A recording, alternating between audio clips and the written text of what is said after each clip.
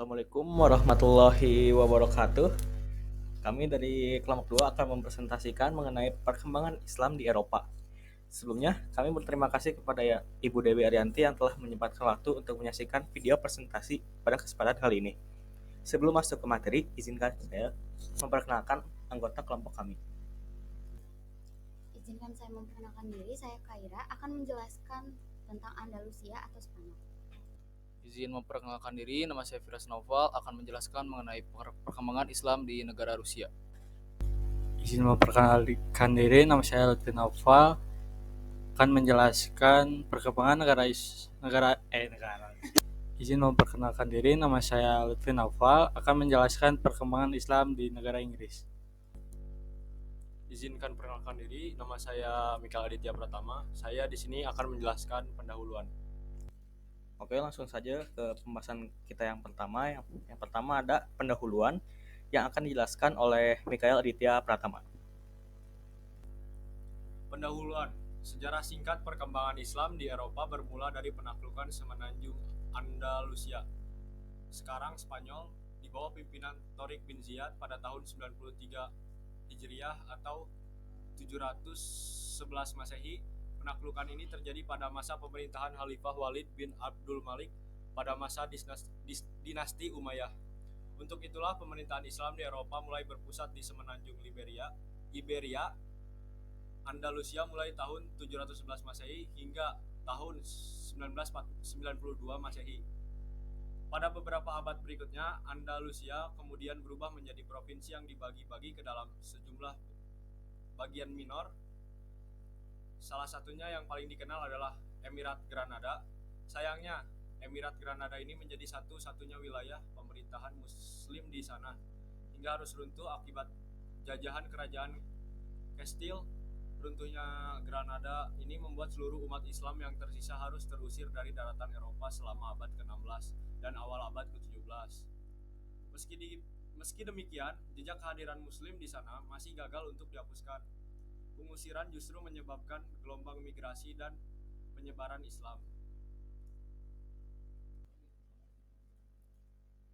Terima kasih kepada Mikael Aditya. Selanjutnya ada perkembangan Islam di Andalusia atau Spanyol yang akan dijelaskan oleh Kaira.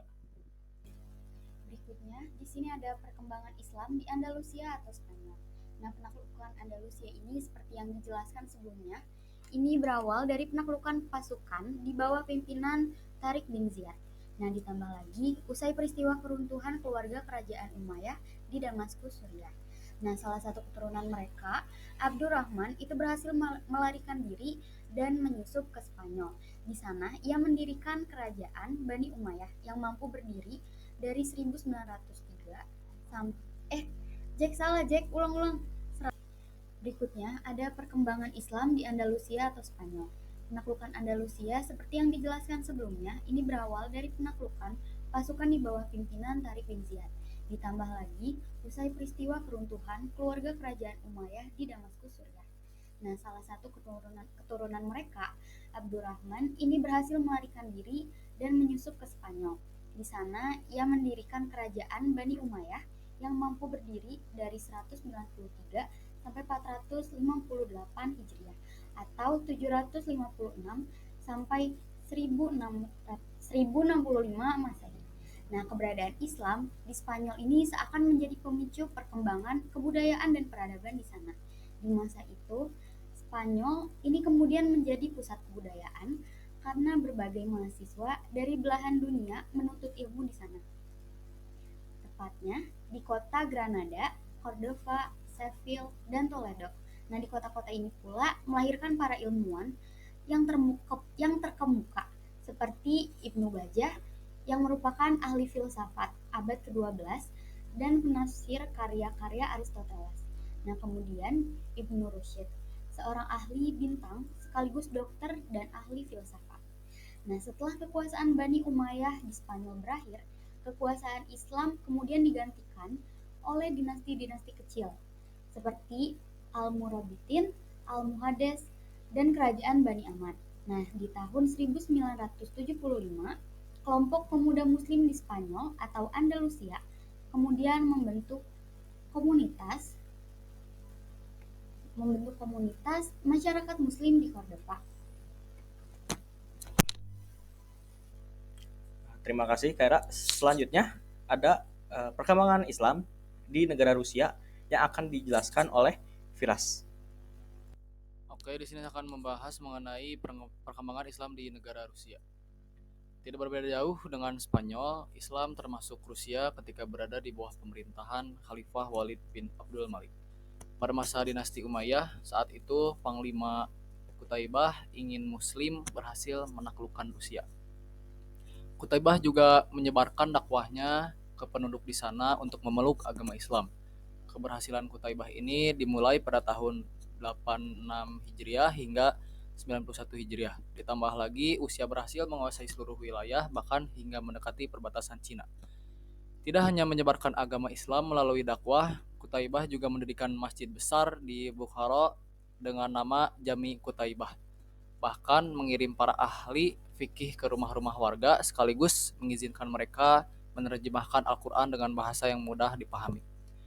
Umat Islam di Rusia sempat mengalami tekanan selama hampir 3/4 abad setelah dikuasai rezim Bolshevik. Meski demikian, Islam kemudian perlahan berhasil bangkit yang terbukti dari mulai tingginya animo haji dan umroh serta minat mempelajari Al-Quran di sana. Terima kasih Firas. Selanjutnya ada perkembangan Islam di negara Inggris yang akan dijelaskan oleh Lutfi.